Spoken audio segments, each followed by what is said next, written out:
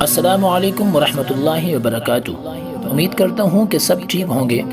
آج کا ٹاپک جادو کرنے والے کا حشر کیا ہوتا ہے اور حضرت ہود علیہ السلام کا عمل۔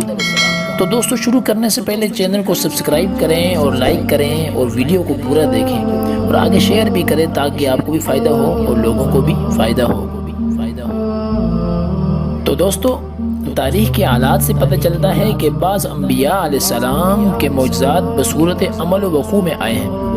مثلاً جو قوم باؤ تند کا عذاب نازل ہوا تو حضرت ہود علیہ السلام نے ایک دائرہ زمین پر اس طرح بنایا جس طرح عامل لوگ حصار بناتے ہیں، اور اپنے تابعین کی جماعت کو اس دائرہ میں رہنے کا حکم دیا۔ وہ تند ہوا جو بڑے بڑے تناور لوگوں کو پہاڑوں کی چٹانوں سے ٹکرا کر ٹکڑے ٹکڑے کیے دیتی تھی، جب اس دائرہ کے پاس آتی تو باد صبا کی طرح نرم ہو جاتی۔ ہر چند یہ حضرت ہود علیہ السلام کا معجزہ تھا، مگر اس میں شک نہیں کہ اس کی شکل ہم کی سی تھی، جس سے یہ کہنا بے جا نہیں کہ عمل کرتا انبیاء علیہ السلام سے معصور ہے۔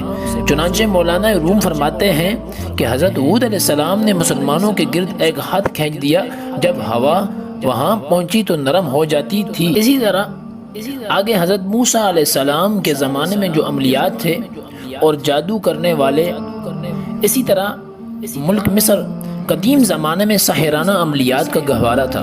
سحر جادو علمی و عملی کمالات میں سے ایک بڑا ہنر سمجھا جاتا تھا، اس لیے جادوگروں کا دربار شاہی میں خاص تقرب حاصل تھا۔ چونکہ مملکت مصر کے تمام ادنا و اعلیٰ لوگوں کے قلب دماغ پر جادو کی عظمت چھائی ہوئی تھی، اس لیے ان کے اس اعتقادی طلسم کو توڑنے کے لیے حضرت موسیٰ علیہ السلام کو معجزہ عطا ہوا جو ساحرانہ اعمال کا پورا جواب تھا، یعنی ان کا عصا اژدہا بن جاتا تھا، جس نے ساحروں کے بزور سحر بنائے ہوئے تمام سپولیے اور جادوگر جو اپنی برتری کے ظام میں بڑے تن کر میدان مقابلہ میں آئے تھے، بے بسی سے ایک دوسرے کا منہ تکنے لگے۔ حضرت موسیٰ علیہ السلام کے زمانے کے بہت امراء اور مشہور جادوگر، مردوں اور عورتوں کی لاشیں، بلکہ فرعون کی لاش بھی اسی زمانہ میں برآمد ہوئی، جو مصر کے عجائب خانہ میں ہے اور سیاح دیکھ دیکھ کر آتے ہیں۔ لاشیں ہزاراں سال سے جوں کی توں درست و سالم ہیں۔ بعض لاشوں کے تابوتوں پر کچھ عملی نقوش بھی بنے۔ مصر میں یورپ کا خیال ہے کہ اہل مصر کو کسی قسم کے خاص خنوط کا نسخہ آتا تھا، جس کے استعمال سے لاشیں ہزاراں سال تک خراب و بوسیدہ نہیں ہوئی۔ ان لاشوں پر وہی خنوط مل دی گئے ہیں، اسی لیے اس پر کسی قسم کی بوسیدگی مؤثر نہیں ہوئی، مگر ماہرین عملیات کا دعویٰ ہے کہ ان لاشوں کی سلامتی انہی نقوش کے بدولت ہے جو ان کے تابوت پر منقش ہیں۔ ان سے قیاس کر سکتے ہیں کہ اہل مصر عملیات کے فن میں کس قدر ماہر تھے اور انہوں نے اس فن کو کس اوج ترقی پر پہنچا دیا تھا۔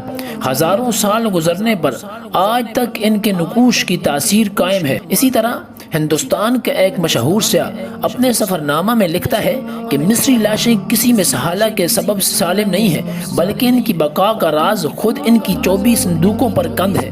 مصری باشندے تاثیر کواکب کے عامل تھے اور تاثیر کواکب پر ان کی پوری دسترس حاصل تھی، جس کا ذکر تاریخوں میں بھی پایا جاتا ہے۔ ہندوستان کا وہ مشہور سیاح آگے جا کر یہ کہتا ہے کہ ایک ساحرہ کا بدن اس قدر شفاف اور چمکدار ہے کہ حیرت ہوتی ہے، گویا وہ شیشے کی مورت ہے، پر اس کے چہرہ کو دیکھیے، بڑا ہیبت ناک ہو رہا ہے۔